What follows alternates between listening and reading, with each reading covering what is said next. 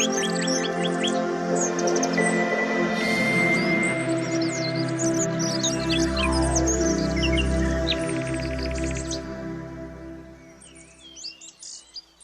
regarding transverse reinforcement, so as per the first thing that what they mention is that a reinforced concrete compression member shall have transverse or helical reinforcement so disposed that every longitudinal bar nearest to the compression face has effective lateral support against buckling subjected to provision in B. Anyway, one thing that you have to keep in mind while going through these clauses is that as per us, what we are dealing is just short and axially loaded column. Okay, it is short and axially loaded column. For such columns, on all the surface, on all the surface, we have compression. There is no nothing like buckling or bending or something like this not there. But these clauses are actually in general. They are actually considering columns as a single thing. And in columns, you know that we may be having short columns or long column, and long columns, if we have long column, it may be subjected to buckling, right? And again, in the case of short column also, if there is eccentricity, that is if the load is not provided as an axial load, again that will induce some sort of bending. So such things can come into picture. So these clauses are actually for the column as a whole, not specifically for axially loaded short columns. So we will have some terms regarding the bending, some terms regarding the tension, some regarding buckling and other things. Okay, so please don't feel confused on that. These are general clause applicable to all the columns. Okay, so that is why they have just mentioned that a reinforced concrete compression member shall have transverse reinforcement or helical reinforcement so disposed that every longitudinal bar nearest to the compression face. So if there is buckling, one face will normally have tension and another face will normally have compression. Also, if the load is not axially provided, due to this eccentricity, if the eccentricity is exceeding some limits, we may experience tension and compression on different faces. So in such cases, what they mention is that when we have a compression member, the transverse reinforcement, that can be ties or helical reinforcement, that should be provided such that every longitudinal bars near to the compression face, as I told, if it is bending, there will be one compression phase and one will be tensional phase.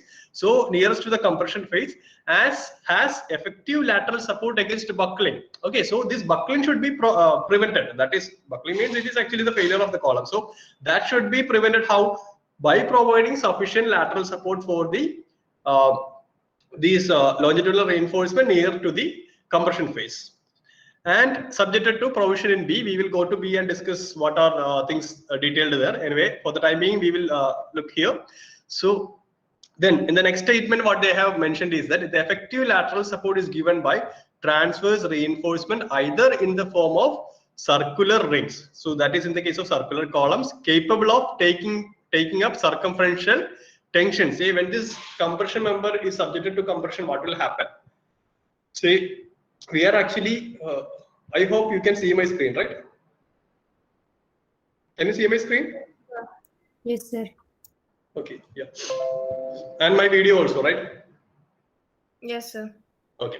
So when this column is actually subjected to compression, we are applying compression in this direction. So basically, in the perpendicular direction, we will be experiencing some sort of tensile force. Anyway, if we are considering the circular column, it will be, what will be there? So basically, it will be having tension along the radial direction in all the direction towards the circumference of this or the periphery of this circular column, right? So the effective lateral support is given by transverse reinforcement either in the form of circular rings capable of taking up this circumferential tension or by polygonal links. That is our normal lateral ties with internal angle not exceeding 135 degrees. So basically, if it is a square column, we will be providing square ties. If it is a rectangular column, we will be providing rectangular ties. If it is a hexagonal column, then such type ties should be provided in that. But only thing is that the internal angle should not exceed 135 degrees. That should be kept in mind. Whenever you provide any sort of polygon, the internal angle should not, at any of the corner or any of the location, the internal angle formed by these ties should not exceed 135 degrees. That is one restriction put forward by our code. Okay. Then one more thing is given there. The end of the transverse reinforcement shall be properly anchored. Otherwise, what will happen is that in the event of calamities like earthquakes, what will happen is that these ties will have a tendency to get open.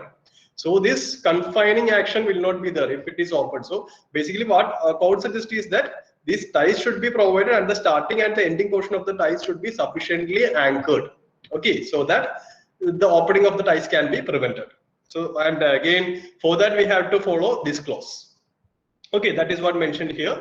Now moving on to the second part, that is regarding the arrangement of how we can arrange this transverse reinforcement. And this is again very important as in the view of practical cases. Okay, so we will see what are the different things that we should take care of. Okay, arrangement of transverse reinforcement. So the first thing is, if the longitudinal bars are not spaced more than 75 mm on either sides, this is the condition. The longitudinal spacing, center to center spacing between the longitudinal bars on both the faces of the column should not be more than 75. That is the condition. In that case, what we can do? Transverse reinforcement need only go round the corners and alternate bars for the purpose of providing effective lateral support. So I will explain with the figure so that things will be more clear. This is the case. Okay, so please consider this column in figure 8. If you see, this is first side of the column, this is second side of the column. This is a rectangular column actually, and in this we have how many? 1, 2, 3, 12 longitudinal reinforcements. So normally it is expected that you put loops around all these 4 bars, then next 4 bars. Likewise, you have to go. Okay, but the condition is that suppose the center to center distance between these two longitudes, say as shown here, it is actually less than 75. And the next case also it is less than 75, the next case also it is less than 75. Then what we can do is that code suggests that in order to ensure that we have sufficient lateral support, sufficient transverse support, we need to provide loops around alternate bars only, and these loops should go around all the corner bars. If you see this, you can see that all the corner bars are covered inside a loop. Then after this bar, we have left out 1 bar, then we have the next bar. So if you see this, after this alternate bar, the next column of bars are actually covered in a loop. Okay, so this is what code is suggesting. So if this condition should be satisfied, if the center to center distance between the longitudinal reinforcement is less than 75, then we can use this provision. We need not provide loops for all the reinforcement. Instead, the loop should go around the corner bars, and it should go covering the alternate bars. That is what is suggested there. So we will read it one more time. So if the longitudinal bars are not spaced more than 75 millimeters on either sides, transverse reinforcement need only to go around the corners that we have explained and alternate bars for the purpose of providing effective lateral support. And again, they have referred the figure 8 for this, for understanding this, which we have already seen now. I hope it is clear to you. Now moving on to the second part. If the longitudinal bars, again, it is spaced at a distance of not exceeding 48 times the diameter of the tie. So we will be using some 6 mm bars or 8 mm bars or 10 mm bars for producing these ties. Suppose the center to center distance between the main bars in the column is not exceeding 48 times the diameter of the tie which we have used. Then what? This is the condition in the second part. If the longitudinal bar spaced at a distance of not exceeding 48 times the diameter of the tie, and they can be assumed to be effectively tied and are effectively tied in 2 directions. Additional longitudinal bars in between these bars need not be tied in one direction. Need to be tied in only one direction. So again, we will go to that figure so that things will be more clear to you. So this is the case. Say if you see here, this distance is actually less than 48 times the diameter of our tie. Okay, this distance is less than 48 times the diameter of our tie. So in between these 2 reinforcements, you can see that more number of reinforcements are there. So in such case, code says that it should not be, it is not compulsory that you provide a closed loop for covering the center reinforcement. What you can do is that you can provide links like this. So if you see this figure, you can see that the center reinforcement or the inner reinforcement are actually provided with links which act as the ties in this case. Okay, so this is what, for this condition must be satisfied, that is the distance between these 2 bars should be less than 48 times the diameter of the tie which we have used. Okay, so that is regarding the second part. Again, they have referred figure 9 for this, which we have already seen. Then the next thing is where the longitudinal reinforcing bars in a compression member are placed in more than one row. Okay, till now we have just say the case is like this. Say if you see this figure, you can see that we have one row here, two, second row, third row, and fourth row. Okay, so in this case, they are talking about this case. When the longitudinal reinforcing bar in a compression member are placed in more than one row, effective lateral support to the longitudinal bars in the inner rows, please take care of that, in the inner rows may be assumed to have been provided. So we can assume that they have proper lateral support if these two conditions are satisfied. So basically in this particular case, say basically we are providing ties to provide transverse support in the transverse direction. So for these bars which are coming inside this in the second and third row, we can assume that they have sufficient transverse support provided they satisfy these two clauses. And let's see what are the things that is discussed in these two clauses. So in the first subclause, we have transverse reinforcement is provided for the outermost row in accordance with 26.5.3.2. What is 26.5.3.2? That is this thing we have already discussed. So basic thing is that for these outer layers, we have to provide our ties in the normal fashion. Okay, for this outer layer, we have to provide ties in the normal fashion as per the guidelines. That is regarding the first subclause, and also one more condition should be satisfied. What is that? No bars of the inner row. No bars of the inner row is closer to the nearest compression face than 3 times the diameter of the largest bar in the inner row. So I will explain based on this figure. So we have 4 bars here. Suppose the largest diameter, say I have 12 mm bars here. Four of them are 12 mm bars. So the largest diameter will be 12 itself in that. Sometimes we may be having one more row. So in the center row, it may be some 10 mm bars and this will be 12 mm bars. So in that case, we have to take the largest diameter, 12. So this diameter, so what is to be ensured is that these inner bars, and you have to find the distance from the compression phase. So in the case of axially loaded column, I am again repeating, on all surface we have compression phase. There is no question of tension. So the distance from this compression phase to the nearest bar in the inner row, this distance, that is this distance, should not be greater than 3 times 5.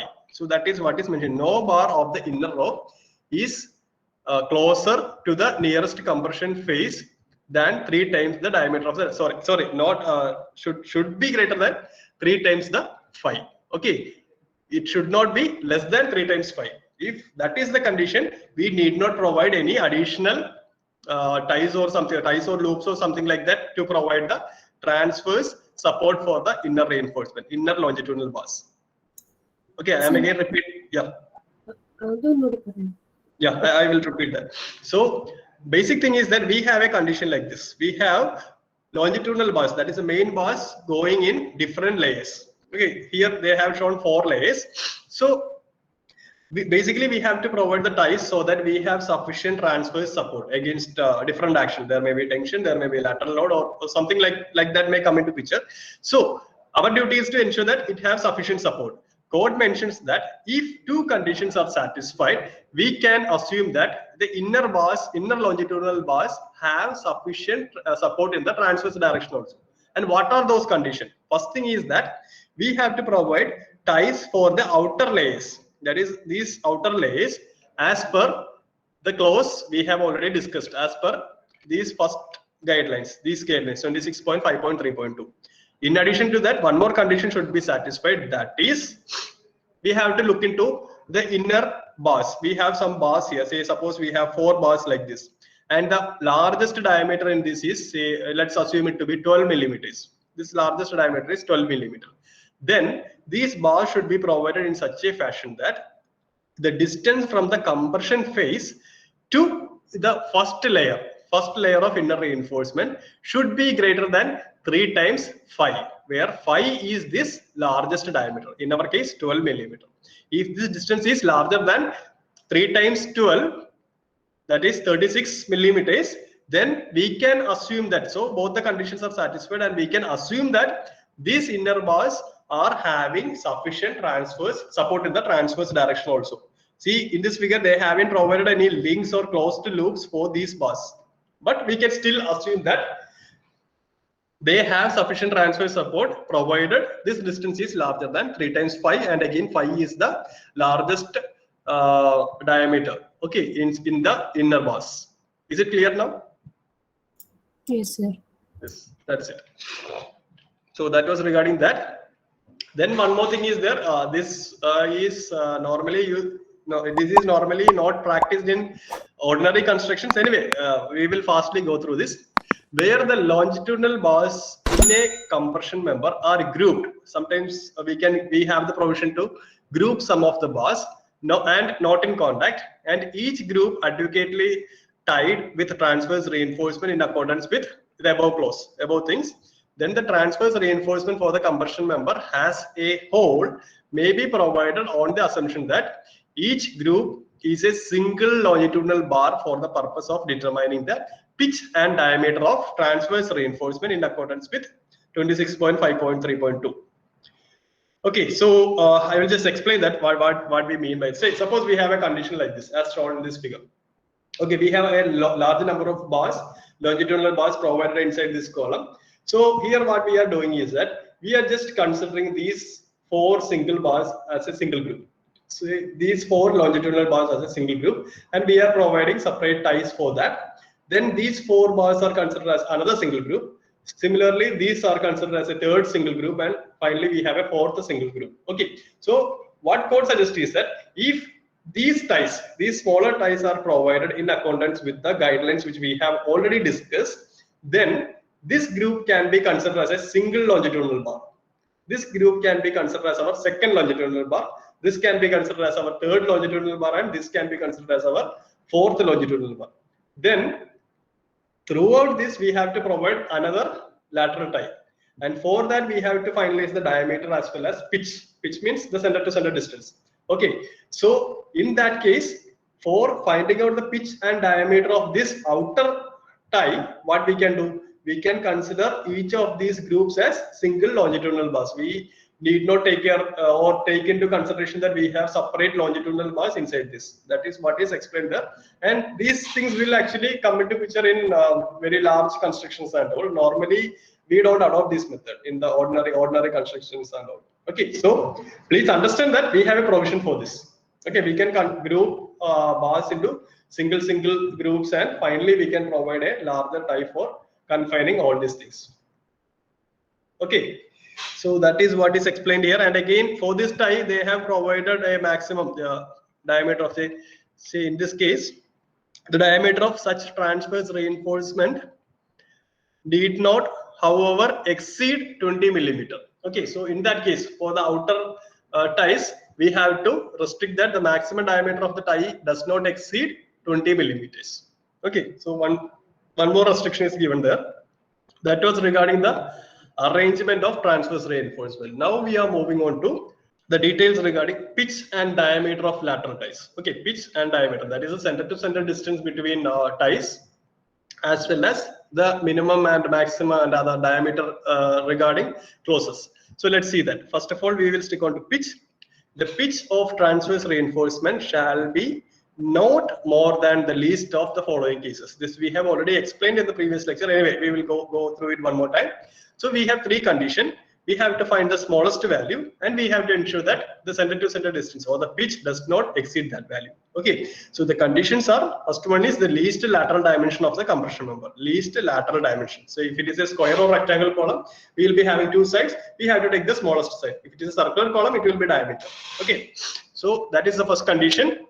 Then 16 times the smallest diameter of the longitudinal reinforcement bars to be tied.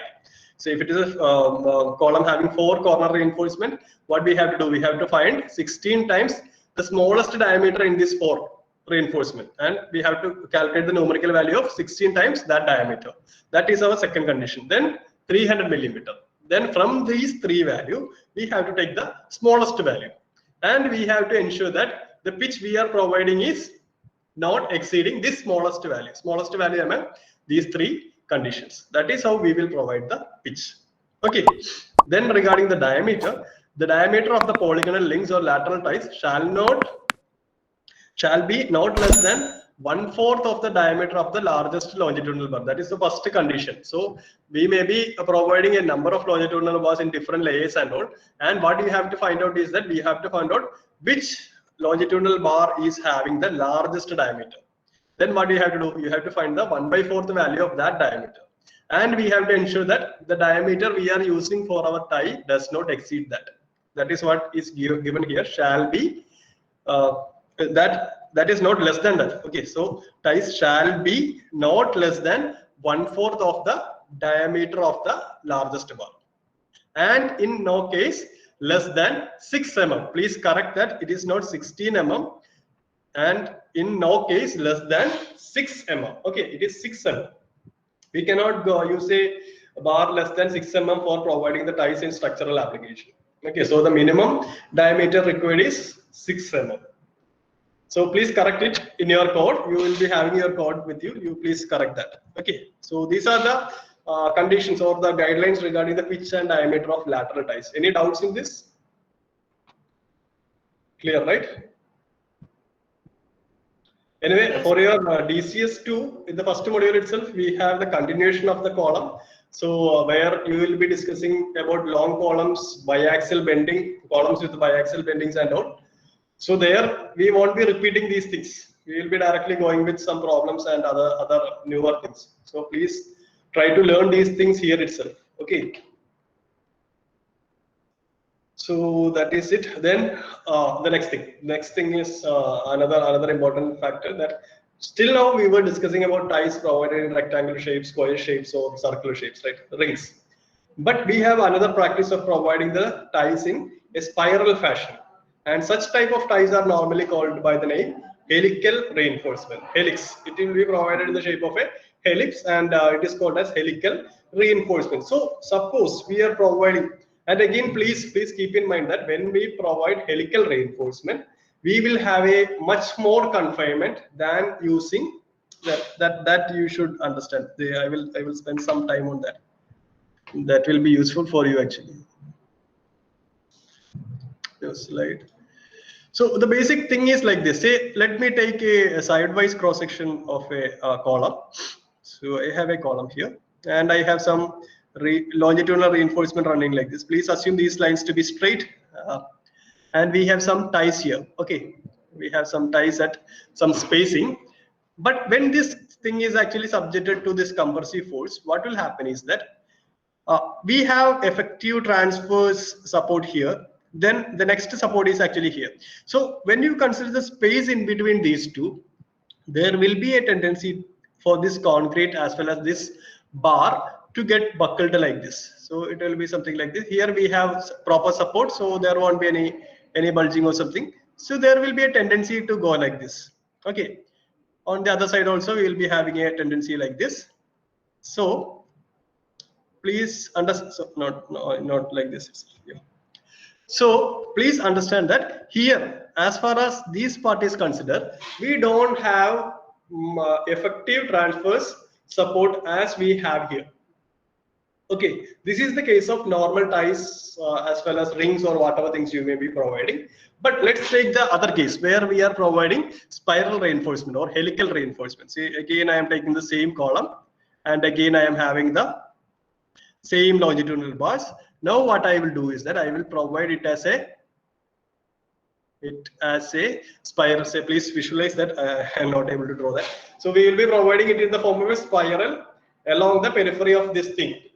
So what will happen on throughout this length? Basically, we have a tie which is going in a spiral fashion. So that will provide a much more confinement for the concrete which is inside that. In comparison to the normal ties, this will be more effective. So once we have a much more effective confinement, these columns will be able to take up much more load. So that is the advantage of providing this helical reinforcement. But please keep in mind, if you want to provide this spiral reinforcement, the production task is little more difficult in comparison to the other one. So practically, to provide spiral, it is more difficult than providing normal ties. But the advantage is that if we are providing spiral reinforcement, we will get much more confinement for the center concrete. And again, if you take the cross section also, say, let me take a square column or a rectangle column. Say basically we will be having 4 corner reinforcement like this. Then we will be providing the ties like this. Okay, so here also there is some problem. Say basically at these corners we have proper confinement, but when this column is actually subjected to compressive force, what will happen is that in between these longitudinal bars, there is a tendency for this bar to get bulged like this. Okay, there will be a tendency to get bulged like this because this much part is unsupported. There is no longitudinal reinforcement running to hold these ties at this same location. But consider the case of a circular column. What will happen is that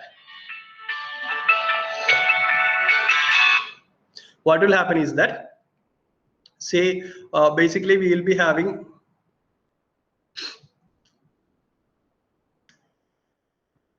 spirals going like this. So what will happen is that the tendency of this thing getting bulged out is very less in comparison to the first case. So basically what will happen is that the concrete which is inside this will have a good confinement. So you please visualize, say you have as we explained in the first lecture, you have a rubber, a simple rubber cylinder, and you are just looping it with a tie, and you are trying to compress it. So that time this thing will be able to take much more load because the proper compressive action or the confinement action from this spiral. Whereas if you are again providing some links at some center to center distance, what will happen? That will not be effective as we are providing the spiral thing. That is because of these bulging action and all. Because in the case of spiral or helical ties, we will be having much more confinement, which will enable the column to take up much more load. So normally in the case as per the guidelines of our code also, if we are using helical reinforcement, say we have already learned an equation, pu is equal to 0.4 into fck into something, right? So into area of concrete plus 0.67 into fy into area of steel. So in that pu, what code suggests is that if you are using helical reinforcement, you can assume that this column, the same column, will be able to take up 5% additional load. So suppose we have a circular column here. Here I have just provided just rings, circular rings, and in the next circular column, which is having the same diameter, same grade of concrete, same number of longitudinal reinforcement, everything same. But only thing is that I am just providing a helical reinforcement in the spiral form. So that column will be able to take up 5% additional load. If first column was able to take up 100 kilonewton, my second column, in which I have provided helical reinforcement, will be able to take up 105 kilonewton load. So that is the advantage of this thing. But practically to produce spiral reinforcement or the helical reinforcement is a difficult task. Okay, so please keep that in mind. Now what? So regarding the pitch, helical reinforcement shall be of regular formation with the turns of the helix spaced evenly, and its end shall be anchored properly by providing 1.5 extra turns of the spiral. That means we will be taking it in the form of a spiral, and once we reach the required height, what we have to do is that at the same level itself we have to just form 1.5 circle. Okay, in the same level we have to form 1.5 circle. In the normal spiral, we will be starting from here, we will be going in the upward direction and forming the spiral, and once we reach the top portion, what you have to do, you have to make 1.5 ring there. So the helical reinforcement shall be of regular formation with the turns of the helix spaced evenly, and its end shall be anchored properly. How to anchor that? By providing 1.5 extra turn of the spiral bars. Okay, we have to provide 1.5 additional turn, where an increase in the load on the column of the strength of the helical reinforcement is allowed for. That is the condition which I have already mentioned. If we are assuming that this column which is having helical reinforcement is capable of taking up 5% additional load, then the following things should be taken care of. Where an increase of load on the column on the strength of helical reinforcement is allowed for, the pitch of the helical turns shall not be more than 75 millimeters. That is, once we are forming this spiral form, the center to center distance between this thing, that is the pitch, should not exceed 75 millimeter. This is important. Okay, this center to center distance should not exceed 75 millimeter nor more than 1/6 of the core diameter of the column. What do you mean by core diameter of the column? So if you take this, say if you see in this, suppose this is again a helical reinforcement. This part is the surface concrete, and after this we have this ties and the longitudinal reinforcement, as well as inside this we have some amount of concrete, this hatched part. This is called as the core of the column, core concrete. The concrete which is coming inside that is called as the core concrete. Okay, so what is actually mentioning about that? Nor more than 1/6 of the core diameter of the column. So basically the center to center spacing must not be more than 75 or 1/6 of the core diameter. You have to find that core diameter and ensure that this center to center distance is not exceeding 1/6 of the core diameter of the column. One more condition is there, nor less than 25 millimeter. It should not be less than 25 millimeters also. Again, nor less than 3 times the diameter of the steel bar forming the helix. That is, we will be using some diameter bars for producing this spiral or the helical reinforcement. So it should not be nor less than 3 times the diameter of the steel bar also. A lot of conditions are there. We have to check all these conditions. So in other cases, if we are not taking advantage of this 5% load, we need not take care of any of these things, but we have to stick upon the general guidelines, which we have already discussed in 26.5.3.2. Is it clear? Was I going really fast? Were you able to follow that? Only thing is that these things discuss about the center to center spacing. What is the maximum amount of spacing provided? What are the conditions we should take care of? Then what is the minimum that should be ensured? The center to center distance between the spirals. Those things are actually discussed here. Okay, so we have one more subpart here. The diameter of the helical reinforcement shall be in accordance with 26.5.3.2. That is nothing other than this one. This thing. We have discussed something about the diameter. It should not be less than 6 millimeter. Okay, that is the only condition. So that's it. Anyway, I am not discussing about this thing and confusing you. 26.5. This is regarding biaxial bending and other things. So anyway, we will learn that in the DCS2 part. So this itself is too much for you right now. You will be bored once I am discussing a lot of theory here. Anyway, these are actually needed. So basically, rather than doing some problems, you have to understand what are the guidelines given by the code, why it is actually given, what is the necessity of that, why when we provide some helical reinforcement we are able to provide 5% additional load, what is there in the backside of that. So you have to understand that, then only you will be able to learn more and more things.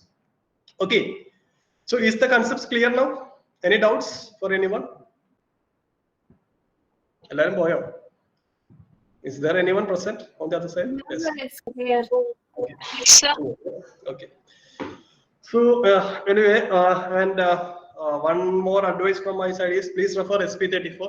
Lot of different patterns are there with the pictorial representations showing how to provide these loops and other things. If interested, you can go through that. That will be helpful for your future.